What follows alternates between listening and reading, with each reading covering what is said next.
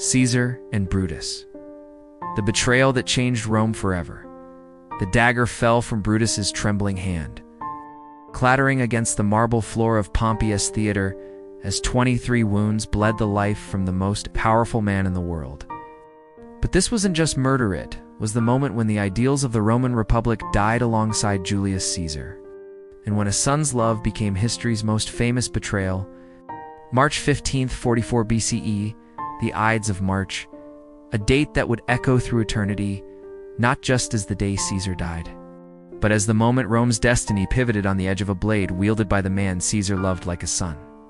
The making of a monster or a savior? To understand the magnitude of Brutus's betrayal, we must first grasp who Julius Caesar had become by 44 BCE.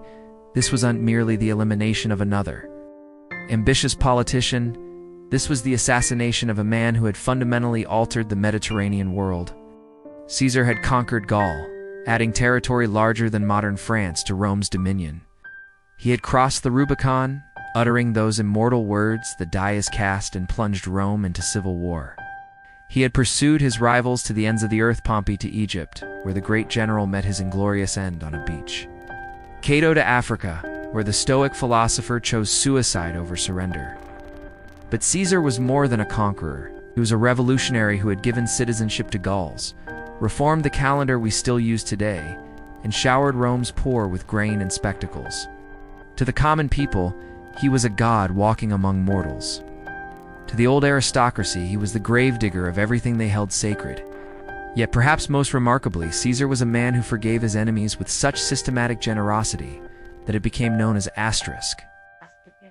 Time and again, he pardoned those who had fought against him, elevating former foes to positions of honor and trust.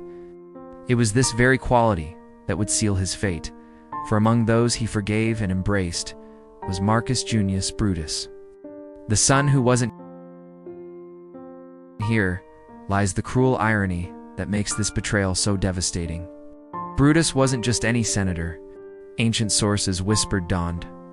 Some historians still debate whether Caesar might have been Brutus's biological father. Caesar had certainly been the lover of Brutus's mother, Servilia, in a scandalous affair that rocked Roman society. Whether connected by blood or not, Caesar treated Brutus as his spiritual heir. He showered the young man with honors, appointed him to prestigious positions, and showed him the kind of paternal affection that Roman fathers rarely displayed openly. When civil war erupted, Brutus initially sided with Pompey against Caesar, yet after Pompey's defeat, Caesar not only pardoned him, but elevated him to praetor and marked him as a consul designate. Brutus embodied everything Caesar admired: intelligence, nobility, philosophical depth, and a connection to Rome's most hallowed traditions. For Brutus claimed descent from Lucius Junius Brutus, the legendary founder of the Roman Republic who had driven out the last king over 450 years earlier. In embracing this Brutus, Caesar perhaps believed he was bridging the gap between his revolutionary vision and Rome's cherished past.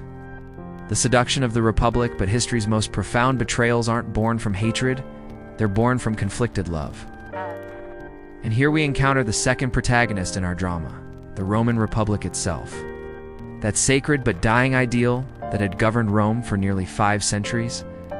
To understand Brutus's internal torment, imagine loving two fathers simultaneously, one of flesh and blood, who has given you everything, and one of spirit and tradition who demands everything. The Republic wasn't just a government to men like Brutus. It was a sacred trust passed down through generations of ancestors, who had bled and died to keep Rome free from the tyranny of kings. Yet by 44 BCE, the Republic was already a hollow shell. Decades of civil wars, slave revolts, and foreign invasions had shattered the delicate balance of power that had once made Rome great.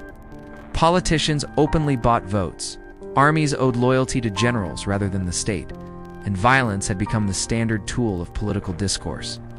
Caesar had brought stability to this chaos, but at a terrible price: the end of meaningful republican government. He held power that no Roman had ever possessed, dictator for life, with honors that bordered on divine worship. When senators rose in his presence, when his image appeared on coins like a king's, when rumors spread that he might actually accept a crown, The old guard saw not Rome's savior, but its gravedigger. The conspiracy of conscience, the plot against Caesar, didn't begin with Brutus. It began with Cassius Longinus, a man whose motives were far more personal and pragmatic. Cassius had fought against Caesar, been pardoned, but remained bitter about his reduced circumstances. He was the calculating mastermind who understood that any conspiracy needed a moral figurehead to legitimize what would otherwise appear as mere, ambitious murder. And who better than Brutus, descendant of the Republic's founder? Caesar's beloved protege, a man whose very participation would transform assassination into liberation. The seduction of Brutus was a masterpiece of psychological manipulation. Anonymous letters appeared at his home, reminding him of his ancestors' legacy. Graffiti materialized on his praetor's chair. "Brutus, you sleep, and you are not truly Brutus." The conspirators whispered that Caesar planned to move the capital to Alexandria, that he would be crowned king, that the Republic would die forever unless good men acted. But perhaps the most powerful argument was the simplest. Caesar had become exactly what Brutus's ancestor had died to prevent, a king in all but name, the Ides of March. When love becomes murder, the morning of March 15th brought omens that would become legendary. Caesar's wife Calpurnia dreamed of his death and begged him not to leave home. Soothsayers warned him to beware the Ides of March. Even the sacrificial animals showed ominous signs. Yet Caesar went to the Senate meeting at Pompey's theater, ironically, in the shadow of his former rival's statue. Perhaps his confidence came from seeing Brutus among the senators. Surely no harm could befall him, while his beloved protege stood near. The conspiracy unfolded with theatrical precision. One senator presented a petition, creating a distraction.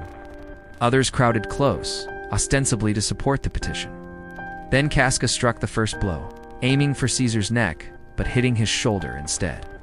What followed was butchery disguised as patriotism. 23 senators stabbed Caesar in a frenzy that was more ritual sacrifice than assassination. Caesar fought back initially until he saw Brutus among his attackers. Ancient sources record his final words, not as "Et tu, Brute," but as something far more heartbreaking. "You too, my child." With those words, Caesar stopped fighting and pulled his toga over his head, choosing to die with dignity rather than struggle against the son who had joined his murderers. The Republic's Pyrrhic victory, but here's the devastating irony that makes this betrayal truly world-changing. Brutus and his fellow conspirators had killed Caesar to save the Republic, but their act guaranteed its destruction. The conspirators had no plan beyond murder. They seemed to believe that killing Caesar would automatically restore the old constitutional order, as if removing one man could heal decades of systematic breakdown. Instead, they had merely created a power vacuum that would be filled by men far less merciful than Caesar had been. Within hours of the assassination, Mark Antony, Caesar's lieutenant, and a far more ruthless politician than his former commander, had seized control of Caesar's papers, funds, and most importantly, his veteran legions.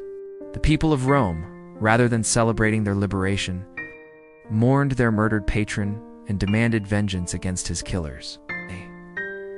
The conspirators fled Rome within days, becoming the very thing they had accused Caesar of being: enemies of the Roman people.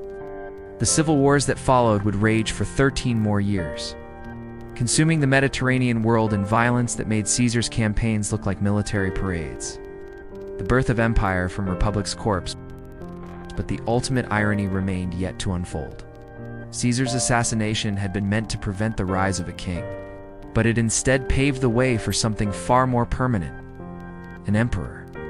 Caesar's grandnephew Octavian, later Augustus, would learn from his adoptive father's mistake. Where Caesar had been merciful, Augustus would be ruthless. Where Caesar had flaunted his power, Augustus would hide it behind republican facades. Where Caesar had trusted in love and loyalty, Augustus would trust in fear and systematic control.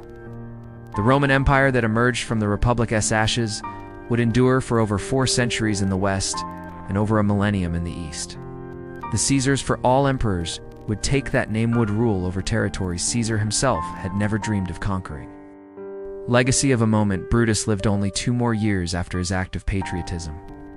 At the Battle of Philippi in 42 BCE, facing certain defeat at the hands of Caesar's avengers, He chose the Roman death, falling on his own sword rather than face capture. His final words, according to legend, were an admission of his tragic mistake. "Virtue, I have pursued you as a real thing, but you were only a word." In those words lies the eternal tragedy of idealism confronted by the messy reality of power. Brutus had loved two things that could not coexist: Caesar the man and the Republic as an ideal. In choosing one, he destroyed both. The betrayal of Caesar by Brutus became the template for every story of conflicted loyalty that followed. From Judas and Jesus to countless tales of sons betraying fathers for principle, the archetype was set on the marble floor of Pompey's theater when love and duty collided in 23 wounds. Shakespeare would immortalize the moment in lines that still echo through our culture. Et tu, Brute, then fall, Caesar must. But the real tragedy was, on Caesar's fall, it was the fall of everything Brutus had tried to save through his betrayal. The Roman Republic died not on the battlefield or through gradual decay, but in a single moment when the best of men chose principle over person, ideology over love, and in doing so, guaranteed that neither would survive. The dagger that fell from Brutus's hand didn't just end Caesar's life. It carved the epitaph of the Roman Republic and wrote the birth certificate of the Roman Empire. In trying to prevent tyranny, Brutus had made it inevitable. In attempting to preserve the past, he had guaranteed its destruction. History would remember March 15th, 44 BC. Not as the day the Republic was saved, but as the day it committed suicide by the hand of its most devoted son.